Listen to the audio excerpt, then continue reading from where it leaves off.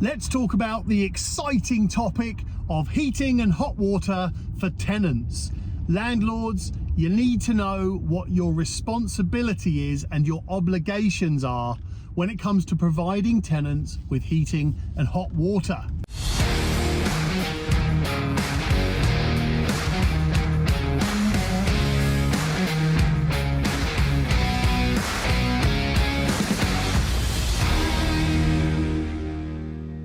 So I'm going to tell you a story about a real life example of when a landlord got it wrong and spent money when they didn't have to. However, this is a bit of a battle between legislation, morals, and money.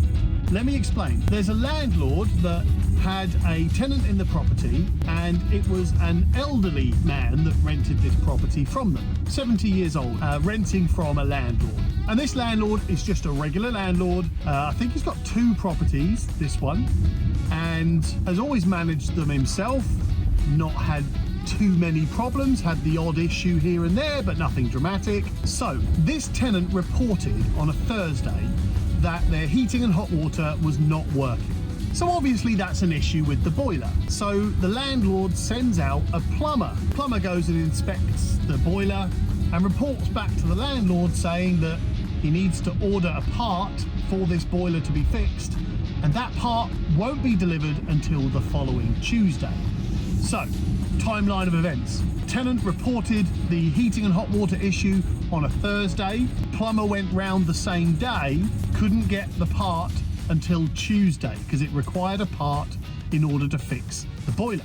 The tenant's daughter got involved. Now remember, this tenant is a 70-year-old man, so the daughter was a grown woman herself and got involved and said, "You can't leave my 70-year-old dad in a house in the winter with no heating or hot water." She also said it's your obligation, your legal obligation, to provide your tenants with heating and hot water. So the tenant, or the tenant's daughter, I'm just going to say the tenant was insistent that the landlord either get the problem fixed immediately, because it's the landlord's legal requirement to provide heating and hot water to the tenant. Basically, it's got to be habitable, and that includes heating and hot water.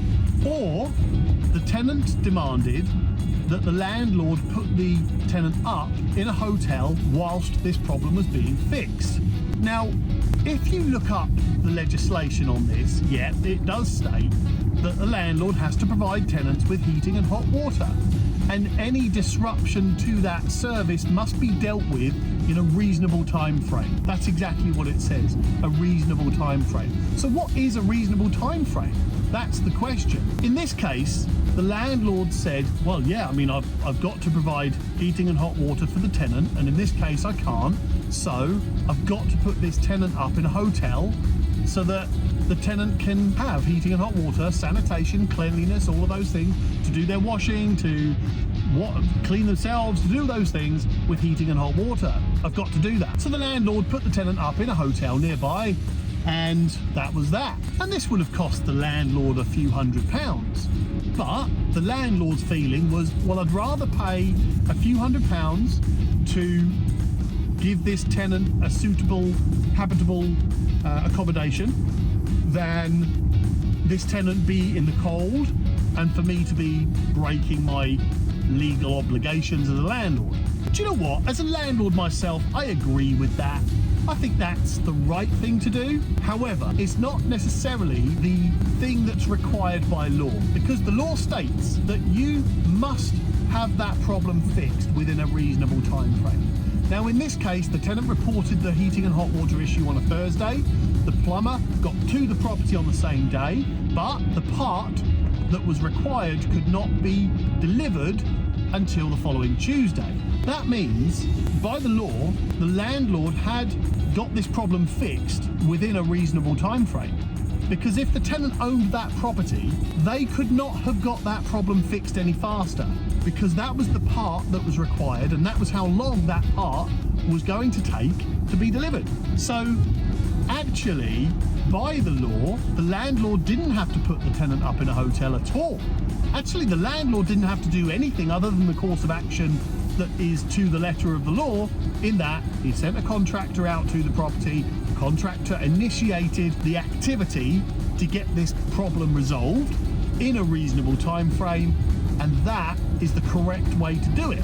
So the reason I said this is a battle between legislation, morals and money was because, first of all, if you are going to follow the law to the letter, then no, you don't have to put that tenant up in a hotel at all. You don't have to do anything other than correct that problem, fix that issue within a reasonable time frame, first of all. Second of all, if you're going to act morally and, in my opinion, in good practice, then yeah, put the tenant up at least for a couple of nights or something to make that tenant comfortable, first of all, but also to reassure that tenant that, hey, I'm a good landlord, I want to look after you, I want you to be there long term, and I hope that you're going to continue looking after the property and pay your rent. Now, for me, that's the route I would go. I personally believe that you're not a landlord anymore. That's what I believe. You're not a landlord. You are a property investor. You're a business person now. Your property is your product, your tenant is your customer, and your management of the property and the tenancy is your service. So therefore, you must do everything you can to make sure that your tenants are happy and comfortable and content, they're getting value for money, and they stay with you long term. And the best businesses in the world do that brilliantly. They keep their customers long term because they look after them.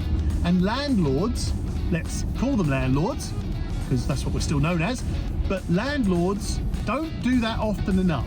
Too many landlords think about the money.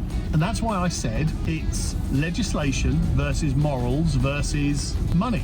I should actually say legislation versus good practice versus money. So the money part, look, that cost the landlord a few £100s. But let's look at it in the opposite scenario. If that landlord had have refused and not spent £300, then that tenant would have become more uncomfortable, frustrated in the property. Meaning the tenant is more likely to want to leave. Now, I'm not saying the tenant would have definitely left. I'm just saying that tenant would be more likely to leave. Especially in this case, because the daughter was putting pressure on the landlord to get this problem resolved, to put the tenant up in a hotel. So there's probably a lot of pressure on the landlord, but also a lot of pressure on the tenant. If this landlord didn't get that or didn't do that for them, then they would be thinking, maybe I should start to find a new property. Now I can't trust my landlord. Now I'm feeling a bit frustrated with my landlord. You never know. What I'm saying is that it increases the chances of your tenant wanting to leave. At least it might prompt them to have a look around for a better property, better deal, something like that. So what that means in terms of money is that if that tenant moves out and your property's on the market for 1 month and then the tenant moves in 1 month later, you've just lost a couple of months rent just for the sake of putting your tenant up in a hotel for a few £100, if that. So the moral of the story, you have to find this perfect balance between your legal requirements, your good practice, and money. You've got to find that perfect balance. You have to think of all of this stuff like an investment, because that's what it is.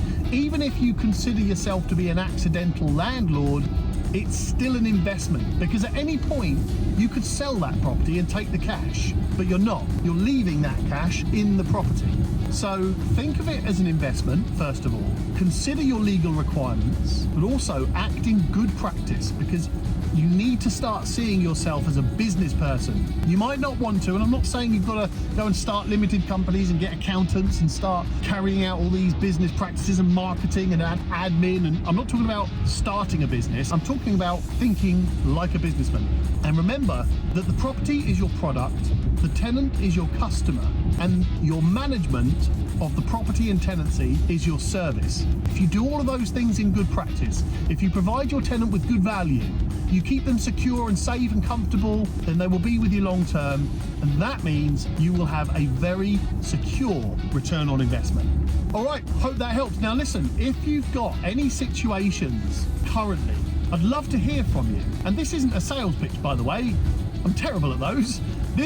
I genuinely want to hear of other people's stories, because then I can share them. And I'm not going to mention any names, I'm not going to mention any examples of anything that would give away who you are or who your tenant is or where you are or anything like that. Just as I've done with this story I've just given you, people contact me with their issues because I advise them and I give them help and I give them support and resources on how to resolve those problems. I quite enjoy doing that, actually. It's a bit of a problem solver. We call it our landlord rescue service.